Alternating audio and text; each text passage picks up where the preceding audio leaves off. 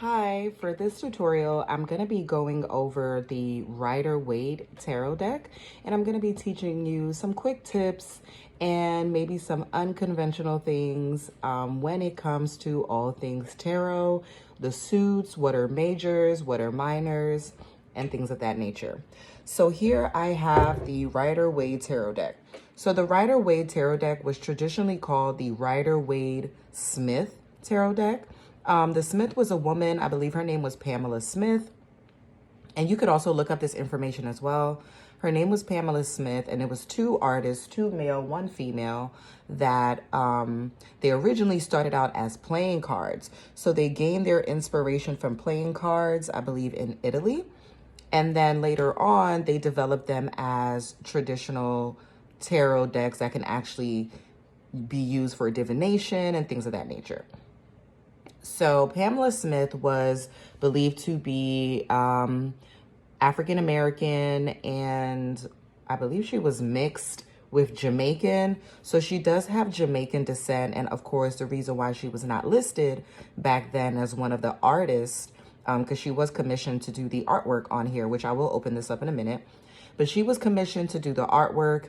And obviously back in those times, because she was a woman, and not only was she a woman, she was a Black woman of Jamaican descent, they did not add her on. But when we take a look at the decks, you can actually see her little signature. Usually starts off as like a squibble or some type of line on the corners of the card. So that's how you know that Pamela Smith also lent her expertise to the traditional tarot deck that we use today. So let's go ahead and open that up. And every tarot deck, when you first get your tarot deck, it is going to have a booklet. Obviously, this booklet is old because I've had this tarot deck for a few years now. So when you open up the tarot deck, it gives you instructions and guides on what each card means, okay? So in the beginning, I would recommend, if you're a new user, to use this as a reference guide, okay? But you're also going to use your intuition, all right?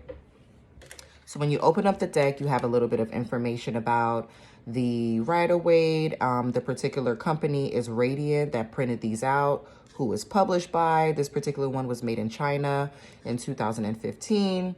Okay, so that, obviously, we're not going to be using that to actually read. So the first two cards are usually just a little bit information about the deck. So you would put those to the side. Okay, and on here, it talks a little bit, gives you the copyright information and things of that nature. Usually, well, in the beginning, these tarot decks actually started out as game cards, but they were later used and added art to them to be able to divine and give messages and kind of predict where someone is going in their life, where they were in the past, and where they currently are now, okay? Now, I have arranged them in order so that way it's easier to teach. And they're actually split up into 5 parts. So the first set of cards start out with the 0, just like your regular playing card. You would start out with the 0 going all the way up to the 10, okay? So we have 0, which is the Fool. All of these cards here, which is the first 21 cards, are going to represent your major arcanas, okay? And the way that you know that they are major arcanas is because they will have, in caps on the bottom, some writing on there. They will also be numbered as well.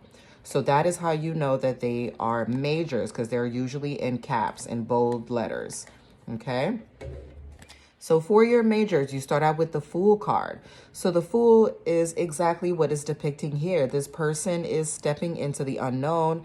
They're not paying attention. They are embarking on a new beginning. Okay, they're filled with bright ideas from the sun. So when it comes to tarot, I say keep it simple, especially when you're a beginner, so that you can learn the entire suit. And then obviously, I do feel like the cards will communicate to you. Things will jump out at you as you get more familiar and become an expert on tarot. So in the beginning, keep it simple. Okay, this person has a, maybe this could also talk about, you know, a dog being a man's best friend. So you're going on this journey, and possibly you could be embarking on a new journey, taking the dog with you. So it could be literal or figuratively.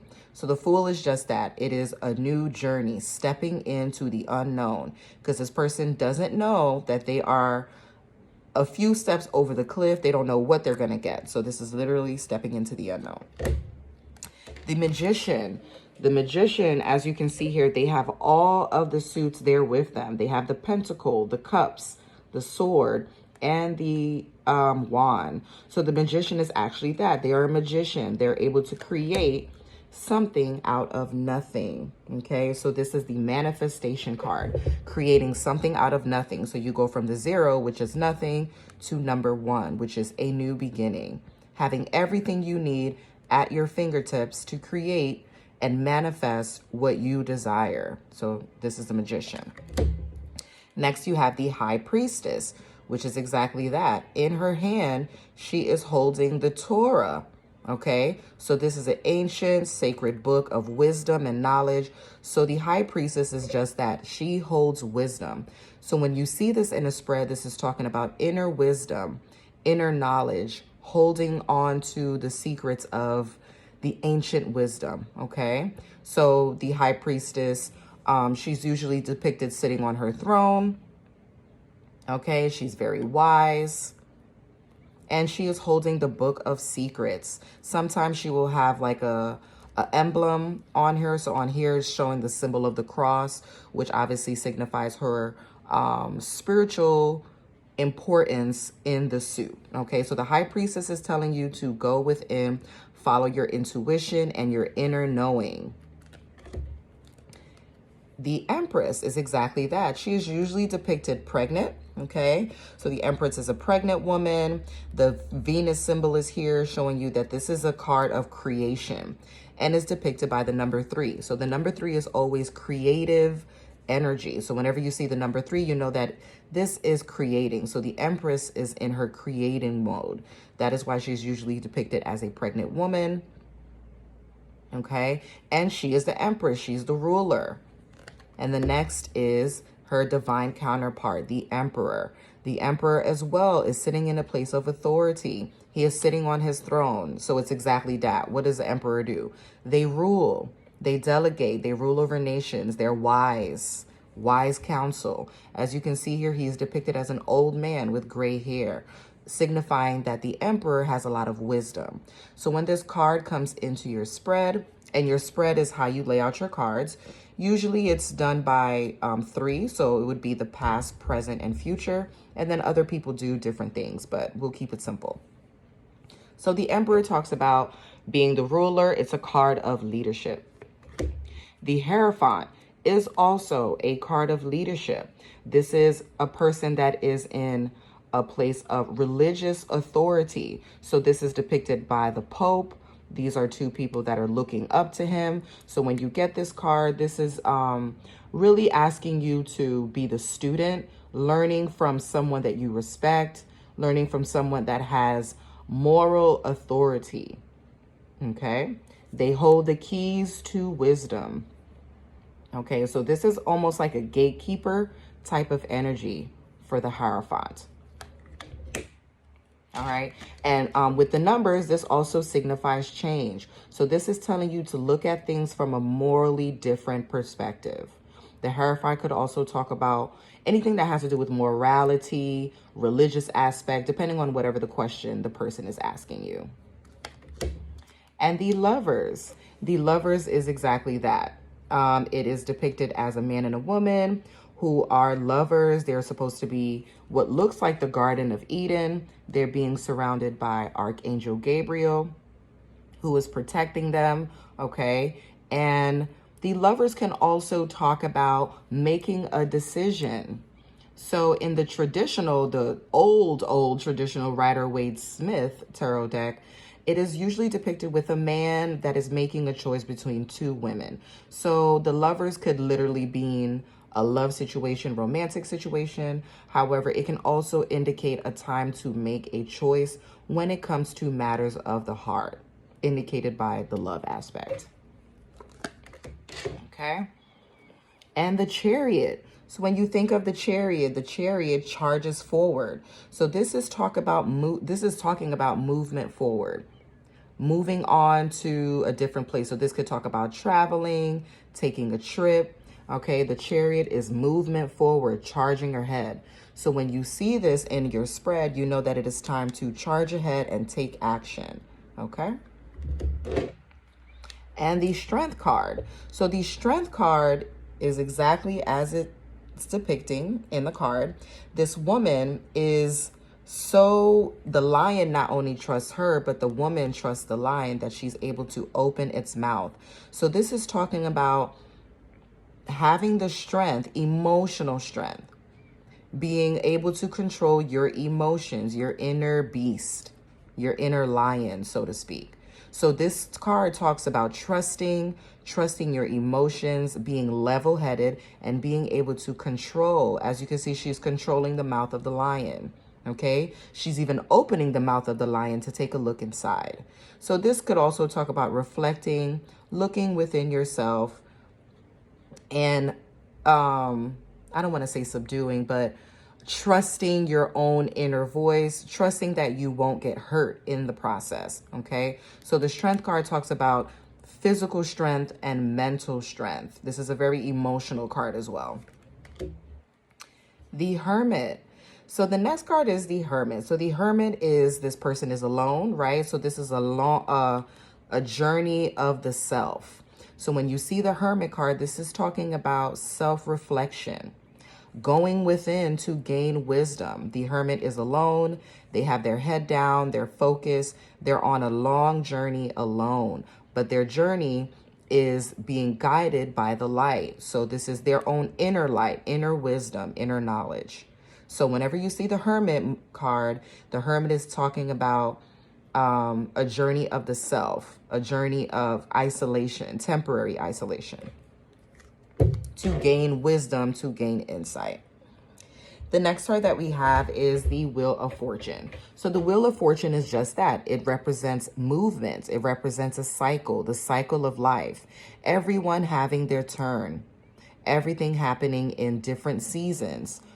4 seasons, right? So we have summer, spring, fall, winter. Okay, so the wheel, when you see this in your spread, this is talking about literally the Wheel of Fortune, fortune being on your side, and things moving forward. So things are going to be moving in a great direction.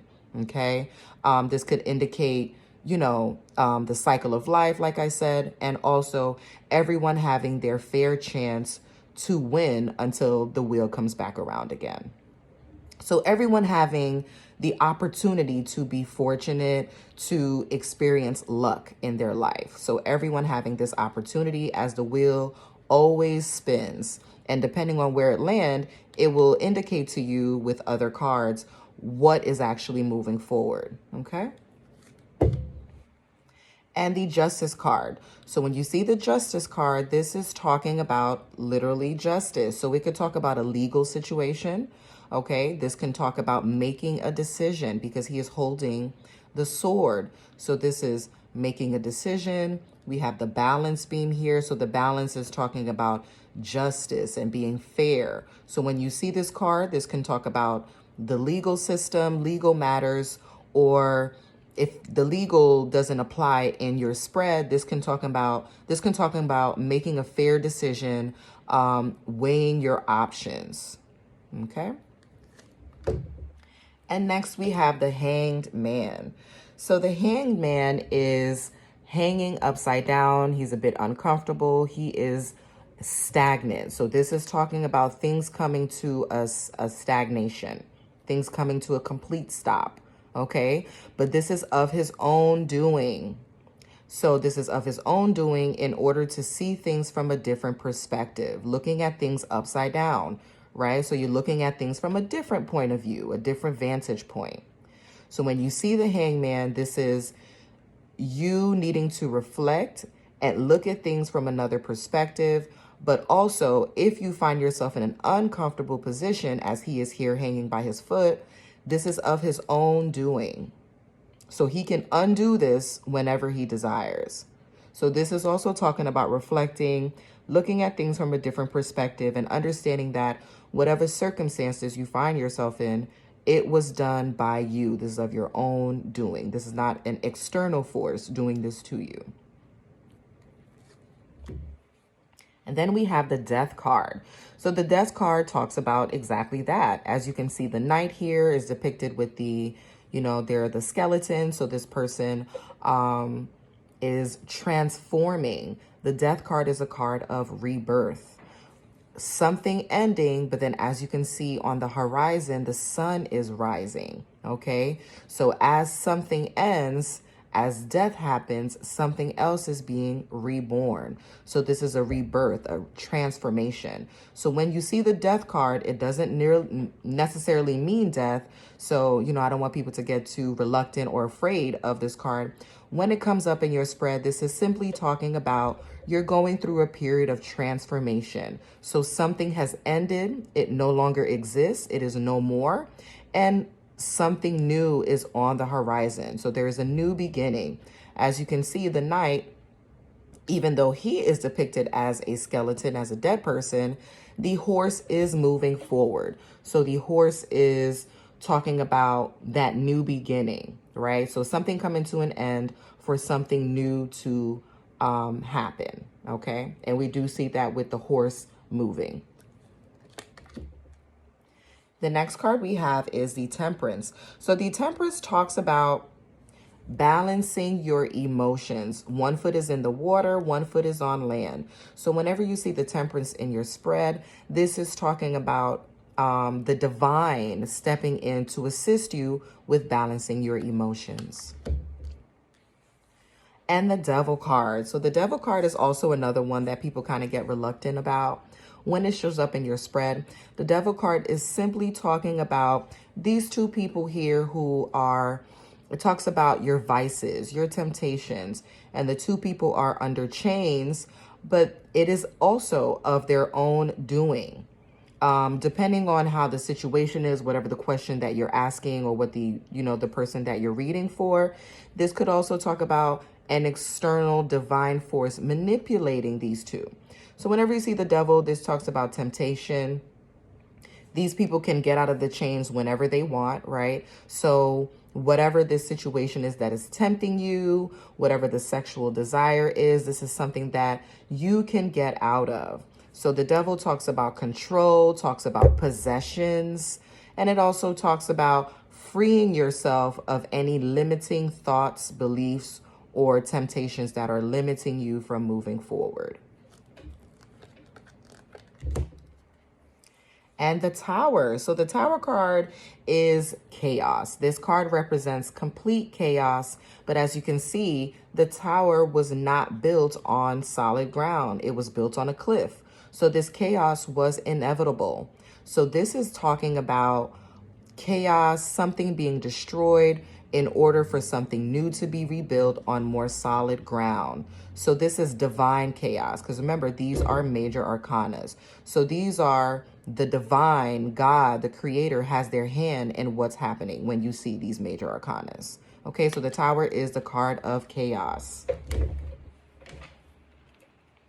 And next we have the Star card. So the Star card talks about making a wish. So I feel like whenever you see this card, it is an indicator that it is time to make a wish. It is time to really ask for what you really desire. This could also talk about wishes coming true. Okay. And the nakedness talks about vulnerability, being vulnerable, being exposed emotionally. Right? But this is also of your own doing. You're not being forced. You're naturally vulnerable. It's time to make a wish. The Star can also talk about taking two different paths. You can take the path of least resistance, right? Going with the flow, or you can take the path of resistance. But either way, it is all going to lead you to the main goal, the ocean, right? So that's talking about leading you to your goal, making a wish and getting what you desire. No matter what option you take, it will lead you to your goal. So this is like a destiny card. When you see the Star card, that is your destiny. And the next card after the Star card is the Moon card. So this talks about things happening behind the scene, a new path being available to you. So the moon is things happening in the dark, happening behind the scenes, hidden, a hidden path that you don't know yet. So you're not aware of this path yet, but it will be presented to you in the near future. This could also talk about keeping things to yourself, working behind the scenes, shadow work, and things of that nature. Then we have the Sun card. So the Sun card talks about happiness. The sun illuminates. So it talks about, you know, happiness being illuminated. You see the sunflowers here. There's a child that's happy with the sunflowers around his head on a horse. So this is a card of joy, a card of success, a card of happiness, a card of bliss. So when you see this card, this is a great card to get, because this talks about success, being emotionally fulfilled, seeing things as they are, because all things are illuminated under the sunlight. So you're able to see things clearly. So this is a card of happiness and joy and success. Next card that we have is the Judgment card. So the Judgment card talks about exactly that, being judged, right? So we also have Archangel Gabriel here, who is calling judgment. And as you can see, these people here are risen from the dead. So these are those that were in their, you know, it looks like they're in their tombs, and they're being awakened and being risen up from the dead. So the Judgment talks about being judged for your actions in the past, shedding the old self and awakening to your new self, awakening to a new path, a new idea. Okay. And lastly, we have the World card. So the World card is literally that, is depicted as a woman with the world at her feet. So the world being at your feet. Okay, so the World card indicates also vulnerability by her nakedness. She's draped in this royal, like purple drapery. So it also talks about royalty. It could also talk about being elevated above your peers and having literally the world at her feet. So those were the majors. Now we're going to move on to the 4 different types. We start out with the cups. So these are the 4 different suits. We have the cup cards, we have the pentacles, and we have your action cards, which are your wands. Okay, and we have your sword cards, which talks about your communication, your thoughts. Okay, so all in all, you will have 5 parts in your Rider-Waite tarot deck. And I always say to start out with learning this method first before you go into the other decks, because once you get this down as far as what each card means, then you will be able to translate all of that knowledge that you've learned into a more suitable deck for you that has different artwork on there and things of that nature. Okay, so let's start out with the cups. So all in all, they go from 1 to 10, and then you have your core cards, which are your pages, and then the king and queen. So much like, you know, your regular playing cards. So your Ace of Cups, the ace always talks about a new beginning. This is a new offer. It's the number 1. So it talks about new beginning. The cup cards are your emotional cards. They talk about your emotional well-being, how you're feeling about a situation. Your Pentacle cards is finances and your career, your money. It's literally talking about money. Your Wands talks about actions that need to be taken. So the Wands are action cards. So this talks about how you're feeling. This talks about your money, your material possessions, all things in the material world. This talks about your doing, what you're doing. And the Swords cards talks about your thoughts, what you're thinking about the situation, how you're communicating. But it more so talks about your thoughts, so we'll keep it simple. Okay, so again, they all start out with the ace, goes all the way down to the 10, and then your pages, your knights, your queens, your kings. So your ace is a new beginning. Your twos are partnering up. Okay, you've embarked on this new beginning and you're partnering up with someone. The 3 talks about celebrating. As you can see here, they are in celebration. Your 4 can talk about being bored. Okay, as you can see, he's not paying attention to what's being given. So this can talk about boredom. This can talk about being restless and things of that nature. The 5, the 5s in any suit indicates a loss. So whether it's the pentacles, the wands, or the swords, all 5s talks about a loss or a change, some type of change where something is lost. But obviously we always have room to rebuild and to restructure and regroup, right? So the 5 of Cups, as you can see here, this person is lonely. They are sad. They're in despair. They have a dark color drapery on. They're focused on the past of the things that they lost, but also reminding you that you have other things to look forward to. So even though something didn't work out the way that you wanted, there's more to look forward to. So the 5 talks about a loss of something, emotional loss. Okay, so it could be a card of despair. Your 6 talks about nostalgia. Okay, this is a very nostalgic feeling. As you can see, it's depicted by a young man. And this looks like a child, but it's actually an old lady. So this can talk about, nostalgic, remembering the past, right? Being in your present moment now that you're older, but looking back on the past. This could talk about childhood friendships. Okay. And your 7 of Cups talks about choices, having multiple choices. But it's also asking you to use your discernment because all of the cups have different things in them, okay?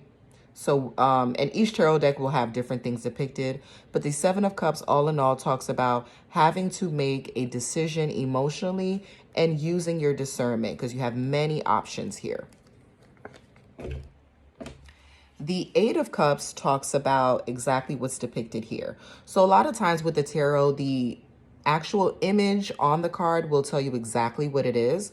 That's why I say it's always good to start out with the traditional Rider-Waite-Smith tarot deck, because once you learn this and you get this down packed, you will be able to translate that to another form of artwork with the same type of style, because all of the tarot cards will have this same 5 card spread. Okay. So the 8 of Cups, back to that, talks about walking away. This is you walking away from things that no longer fulfill you emotionally, because these are your cups. So this is talking about walking away from emotional burdens. All these cups are empty and starting on a new path. So leaving these emotional burdens behind to move forward. The 9 of Cups is the complete opposite. This talks about being emotionally happy, being emotionally fulfilled. The 9 also talks about the ending. So this is you have arrived at your emotional fulfillment. Whatever it is that you walked away from, you are happy now. So this is a card of happiness, of content. This is, could also talk about a single man being happy or a single woman being happy and emotionally fulfilled. And the 10 of Cups. So the 10 of Cups is the card that we always want to see in the spread, because this talks about wishes being fulfilled. This talks about all of the things that makes you happy.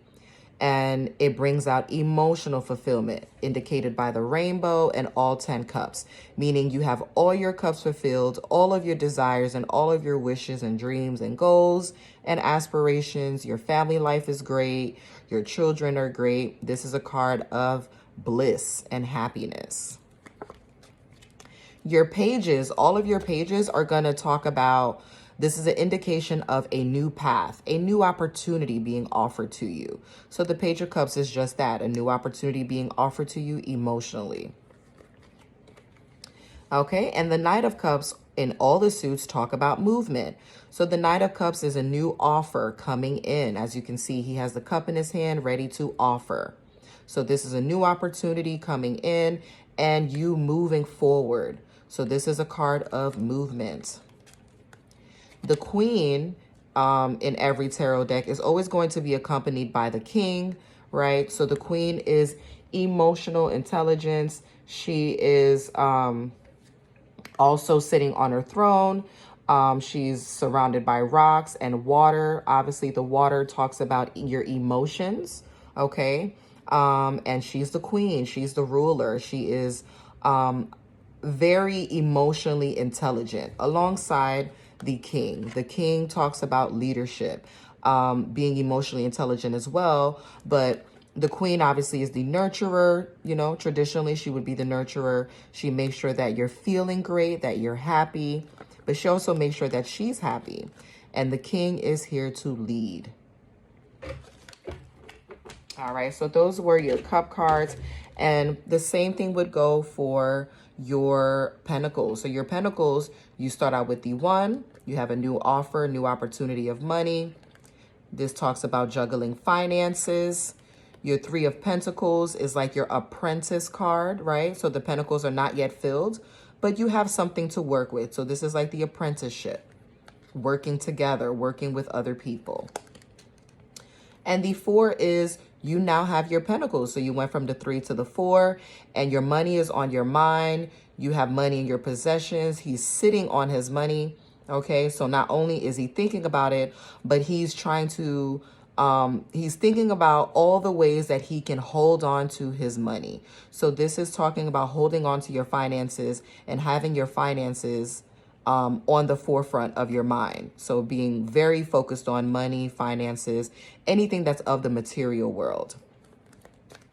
Your 5 of Pentacles indicates just that. So this is being left out in the cold, okay? Some type of financial loss, a financial burden that leaves you left out in the cold. And it's literally depicted here as them walking in the snow. It's snowing. So this is financial losses where you feel left out in the cold. And your 6 of Pentacles is your generosity card. As you can see, this person has 6 pentacles. They have more than enough.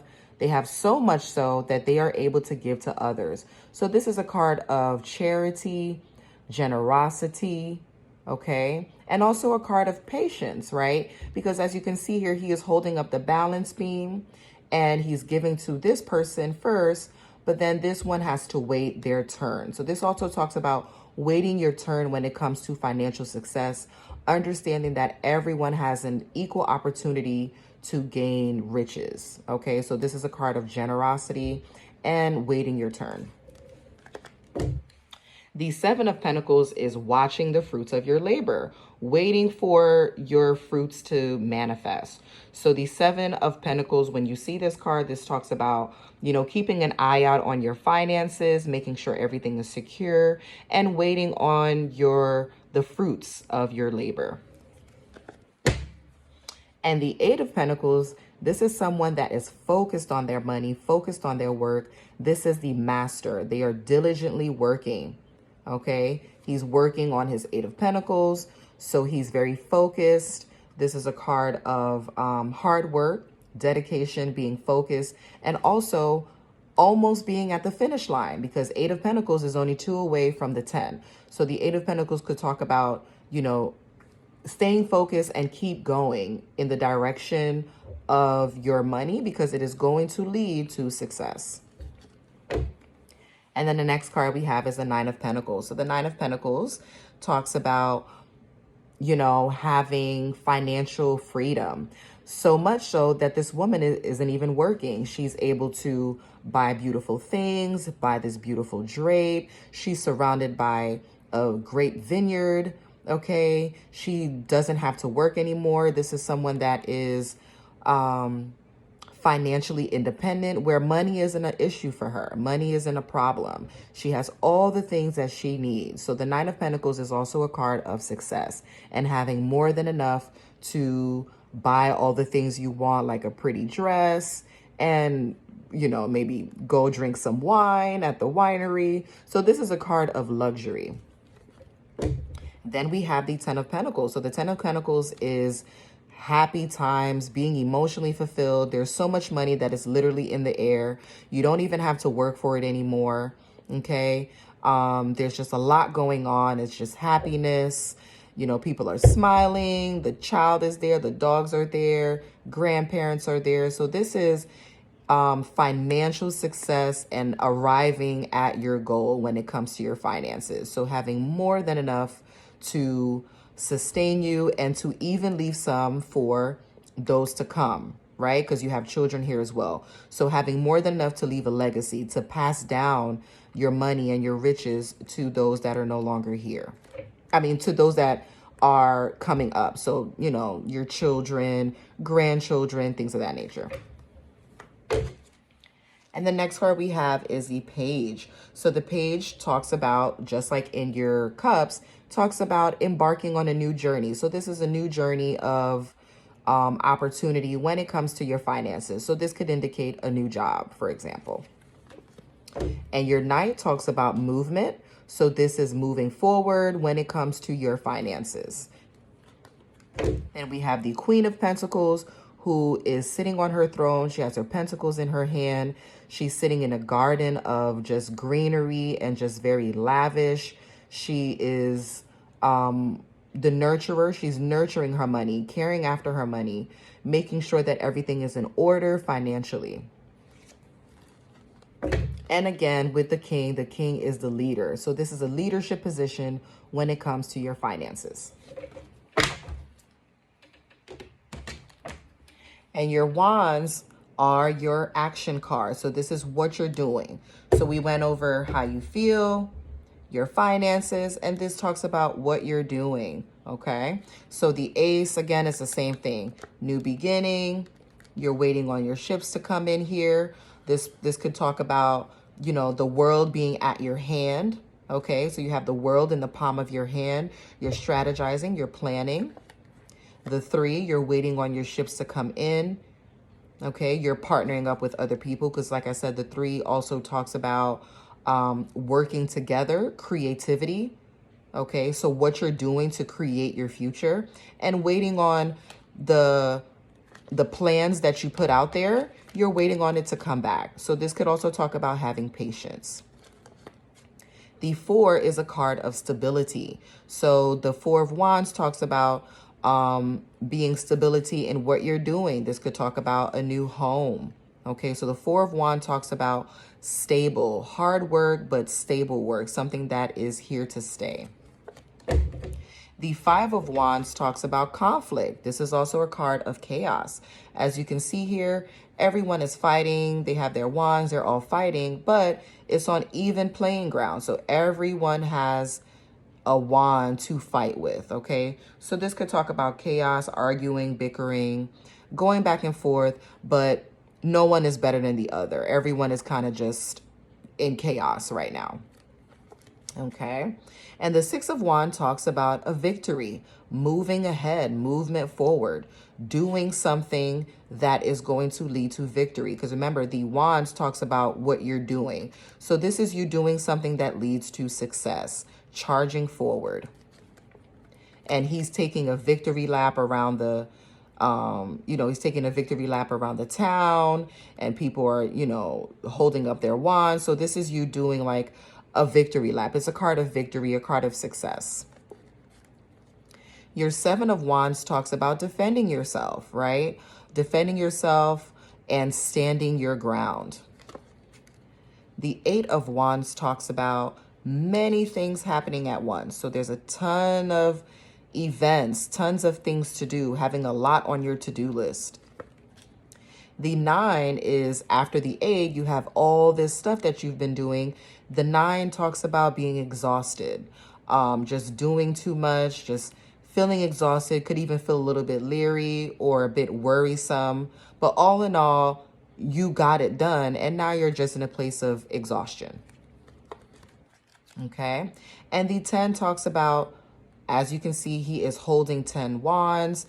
His head is down. He looks like it's, just a very heavy, burdensome type of energy. So the 10 of Wands could talk about taking on too much at once, having heavy burdens, stressed, sadness, but the sadness and the stress coming from taking on too many things at once, having way too much on your to-do list. So this card could indicate that there is an ending to, because it also talks about the 10, right? So the 10 is a, new beginning, but an ending happening in order for that new beginning to start. So this could talk about an end of taking on too many things at once. And the page, like I said before in the other suits, represents a new opportunity. So this is a new action, something new that you're doing, that you're embarking on. So this is a new journey.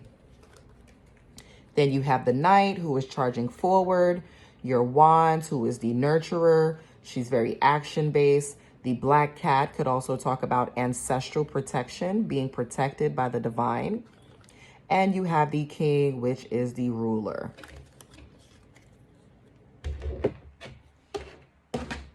And lastly, we have the swords. So the swords talks about your thoughts, which is the most important, because your thoughts is what becomes things, right? So your thoughts leads to action. It leads to emotional fulfillment. It leads to financial success. So this to me would be the most important suit in the deck, is the swords, because it talks about your thoughts, and all things start from thought.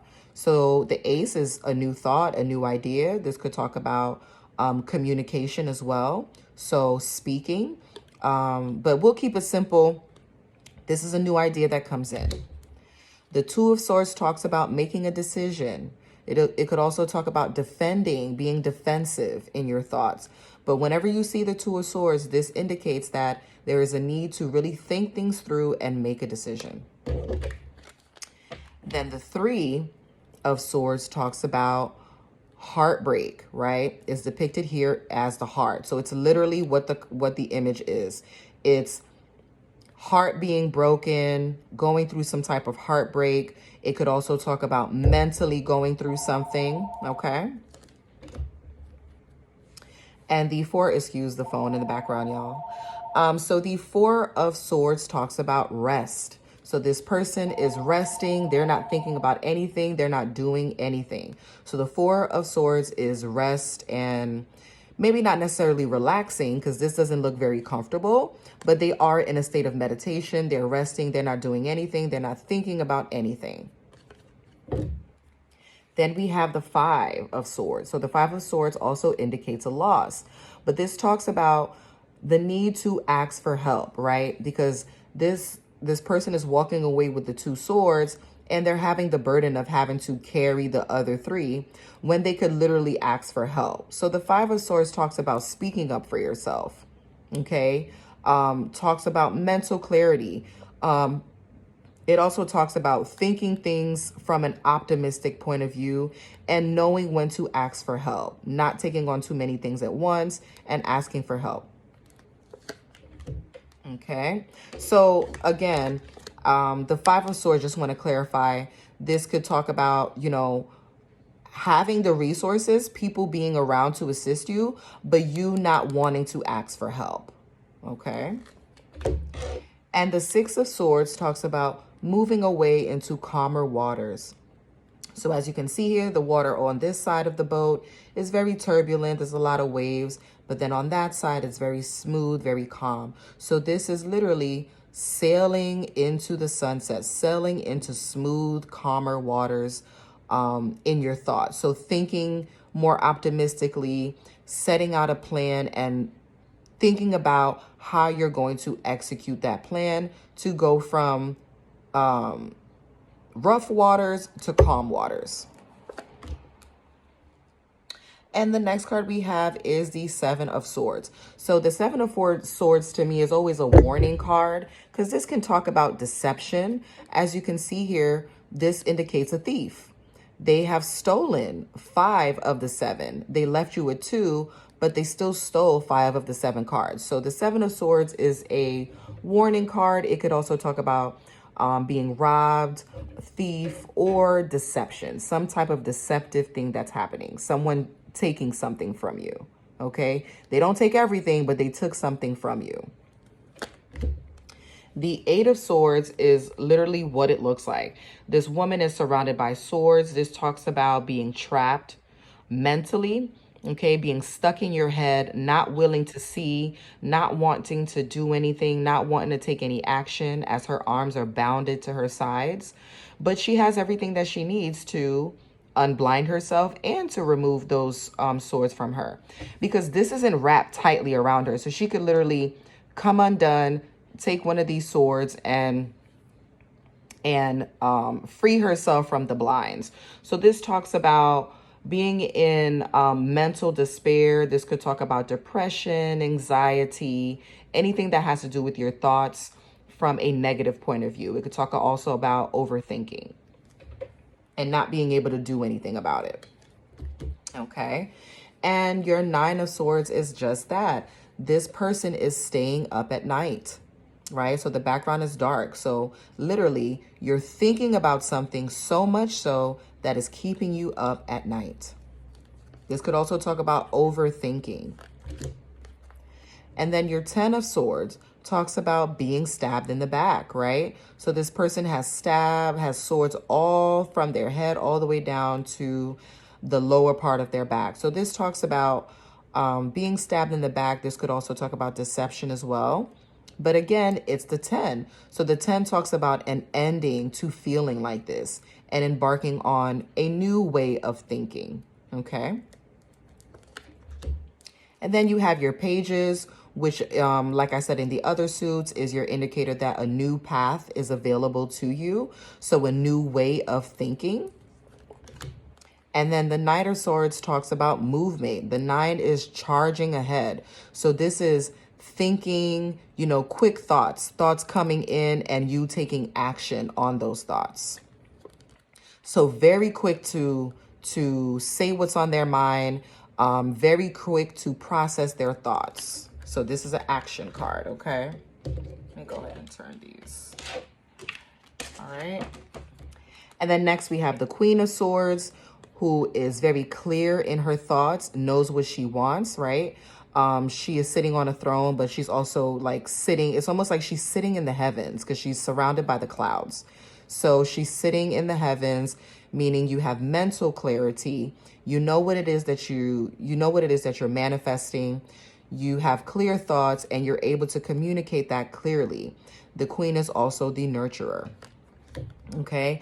And of course we have the King, which talks about the leadership position. So really taking the lead when it comes to your thoughts, and how you're going to make those thoughts and express those thoughts into your reality. So the King is the leader. All right. So that was the tutorial. I hope this helps. And if you need any more assistance, feel free to leave me a comment. Until next time. Bye. Thank you for watching.